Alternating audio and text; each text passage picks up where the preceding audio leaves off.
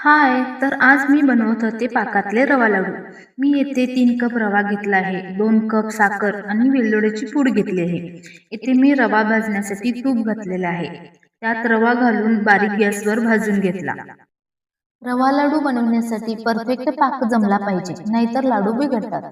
माझे असेच होत होते. माझे लाडू बिघडत होते. म्हणून एकदा ट्राय करूया म्हटलं.